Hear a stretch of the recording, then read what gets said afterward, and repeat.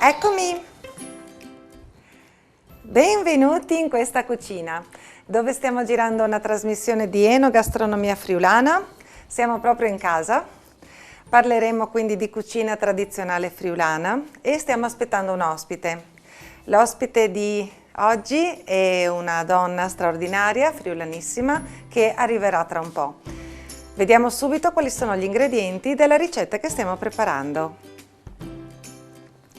Abbiamo patate, prugne, ricotta affumicata, un uovo, zucchero di canna, farina, burro, sale e pepe, il solito.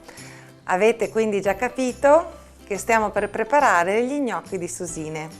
Sono tipici della zona dei colli orientali, ma sono buonissimi anche dalle altre parti. Quindi bando alle ciance e cominciamo a preparare.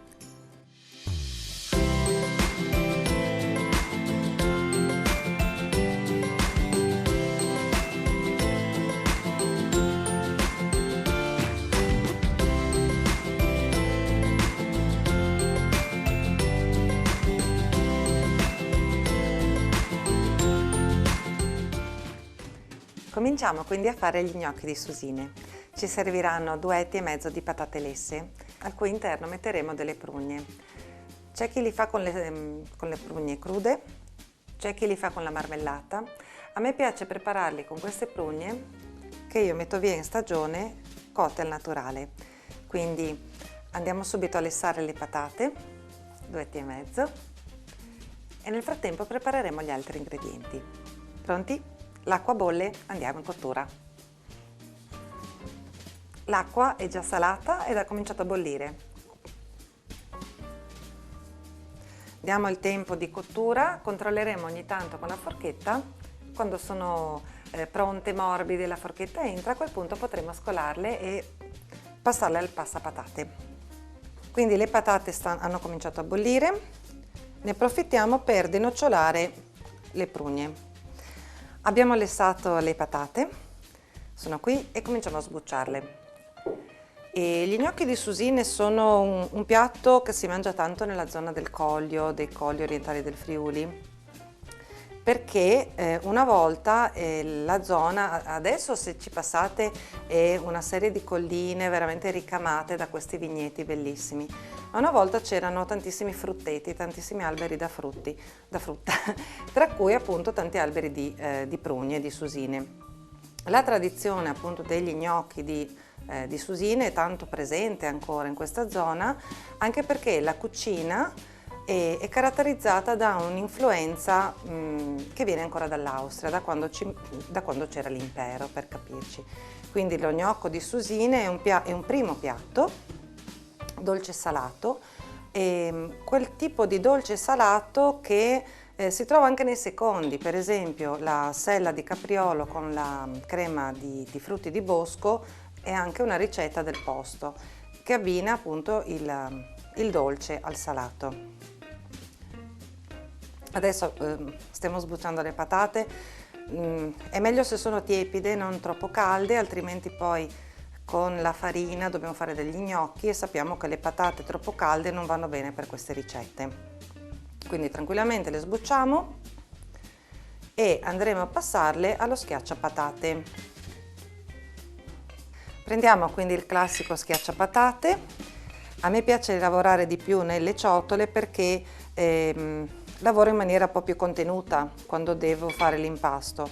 Se invece preferite lavorare su una spianatoia, va bene anche la spianatoia. Noi schiacciamo le patate e le lasciamo semplicemente cadere così. Poi qui aggiungeremo il resto. Ecco, questo che vedete sono circa 2 etti e mezzo di patate. 2 patate di media dimensione. Se dovete fare degli gnocchi per 4, 2 etti e mezzo di patate con mezzo chilo di farina, vedrete che è una quantità che va bene. Una volta schiacciate le patate, sarà sufficiente un uovo. I miei sono di casa, quindi hanno varie dimensioni. Un uovo medio sta sui 60 grammi e va benissimo per questa dose di patate. Un pizzico di sale, ecco qua, un po' di pepe, Schiacciamo un po' per amalgamare l'uovo. Vedrete che tra gli ingredienti poi vi scriverò mezzo chilo di farina. In realtà dipende un po' da quanta farina tirano dentro le patate. Deve uscirne un panetto sufficiente morbido, con la morbidezza sufficiente a poterlo modellare, a creare poi le palline, ma lo vediamo adesso mentre li facciamo. Infatti questa dose di farina che vedete non è pesata, perché semplicemente così a manciatine fino a raggiungere la consistenza ideale. Quindi un impasto morbido e modellabile. Adesso che la farina ha cominciato ad assorbirsi, diamo un'impastata a mano. Quelle che sto usando io sono patate fresche, sono piuttosto giovani, sono state raccolte da poco, ma anche se generalmente le patate nuove hanno tanta acqua, vedete che queste hanno avuto bisogno proprio di poca farina. Ne metto ancora un po' perché ho bisogno che siano un po' più consistenti. Quindi abbiamo aggiunto farina a sufficienza ad ottenere un panetto modellabile. Lo lasciamo un po' riposare perché abbiamo mescolato farina e sapete che il glutine della farina va lasciato riposare prima di dare forma. Nel frattempo prepariamo il condimento. Il condimento per questi gnocchi è dietetico come tutte le mie ricette, quindi ci sarà del burro, della cannella e dello zucchero di canna. Andiamo a preparare il condimento. L'impasto sta riposando, ho messo a bollire dell'acqua con una manciatina di sale e adesso prepareremo il sughetto in una padella antiaderente. Quando preparo questi sughi preferisco partire sempre da una temperatura bassa per evitare di scottare gli alimenti che buttino fuori dell'amaro. Quindi si sta sciogliendo il burro, ci mettiamo anche la cannella, un cucchiaino o due, dipende da quanto siete golosi anche, e un paio di cucchiaini di zucchero di canna. Facciamo dorare tutto per qualche minuto, così.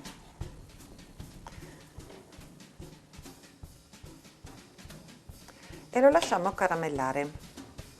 Non come un caramello solido, chiaramente, consideriamo che è un condimento e quindi lo lasciamo rimanere morbido. Il tempo che si scioglie il burro e che tutto il sughetto diventa nocciola. Il condimento è pronto, posso spegnere e lo lascio lì riposare. Nel frattempo accendo l'acqua per far bollire poi gli gnocchi appena saranno pronti. Adesso possiamo preparare gli gnocchi. Io mi sono preparata una piccola pirofila di fianco dove metterò una spolverata di farina e dove andrò ad appoggiare gli gnocchi via via che li preparo. Prendiamo un po' di impasto e prepariamo la sferetta per fare lo gnocco. Quindi una pallina, dipende poi da come vi piace, no? Se volete metterci mezza susina, piccoli bocconcini, la farete un po' più piccola. Invece io che ho deciso di usare la susina intera, faccio uno gnocco un po' più grande. Poi con un po' di calma si va a chiudere lo gnocco intorno alla susina, in questo modo. Se serve, come sta servendo a me, un po' di farina sulle punte delle dita. Ecco qua. Il primo gnocco è pronto. Lo mettiamo nella teglia in attesa dei suoi compagni di giochi. Continuiamo così fino al termine degli ingredienti. Certo, lavorare con i guanti non è come a mani nude, ma non sto cucinando per me e quindi sto usando i guanti. A mani nude avete più la sensazione se la pasta appiccica, con il guanto è un pochino più difficile, ma non impossibile. Quindi continuiamo a preparare gli gnocchi per la nostra ospite di oggi, che dovrebbe arrivare a momenti. Quindi cercherò di preparare velocemente almeno una porzione. Ecco. Io spero che sia tanto golosa, anche se è una donna che ci tiene alla linea, perché per lavoro lei comunque ci tiene alla linea. Magari le chiediamo anche qualche trucchetto di come fa a mantenerla. È arrivata Anna, ho sentito il campanello, quindi mi levo velocemente i guanti e vado ad accoglierla. Arrivo. Ciao Anna! Ciao Tizi! Benvenuta nella mia cucina. Che profumino! Cosa mi hai preparato? Ti ho fatto un primo piatto dolce, vieni a vedere. Ecco Anna, il profumo penso che arrivasse dal sughetto del condimento, perché lì abbiamo del burro, della cannella e dello zucchero di canna. Come ingredienti fino a qua ci siamo? Sì, Ok. sì. Ti ho preparato degli gnocchi di susine. Li hai mai fatti? No, Mai? no, assolutamente no. Fantastico, quindi oggi li proverai per la prima volta. Esattamente. Ottimo. Li metto subito a cuocere. Ci vorrà qualche minuto perché come per gli gnocchi, appena vengono a galla, ancora un paio di minutini e poi li possiamo scolare nel loro condimento. Bolle un po' troppo, caliamo un pochino e via. In pochi minuti sono venuti a galla, quindi come gli gnocchi li possiamo lasciare ancora 2 minuti in modo che si cuociano dentro, anche perché sono grandi, poi li scoli e li passi nel condimento che abbiamo preparato. Il condimento che faccio io è con burro, zucchero di canna e cannella. Vengono molto buoni anche aggiungendo al condimento del pangrattato. Ecco qua, vedi, quindi basta scolarli un po', metterli nel loro condimento. Ti dispiace mescolarli intanto che tolgo l'acqua? Sì. Appoggiali pure su questa piastra e mescola un po'.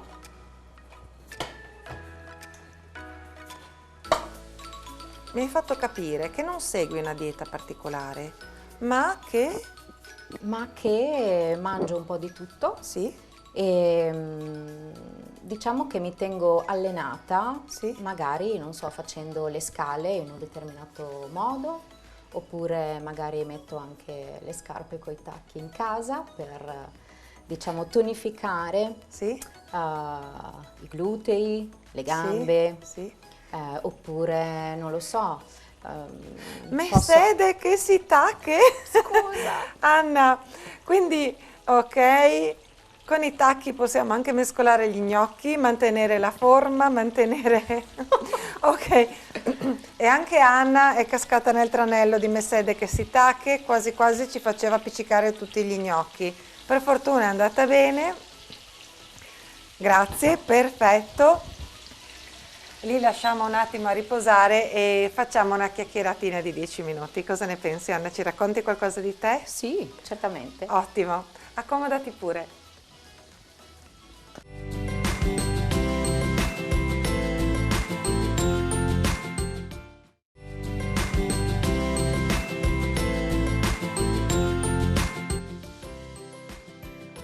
Gli ingredienti degli gnocchi di susine per 4 persone sono mezzo chilo di patate vecchie, 250 g di farina, un uovo intero, prugne, secche morbide o anche fresche, un cucchiaino di zucchero di canna, della ricotta affumicata, 150 g di burro, sale, pepe e cannella.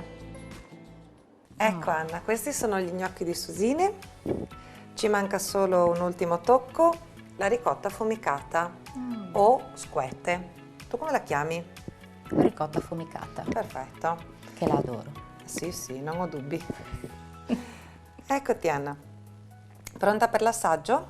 Il profumo è fantastico.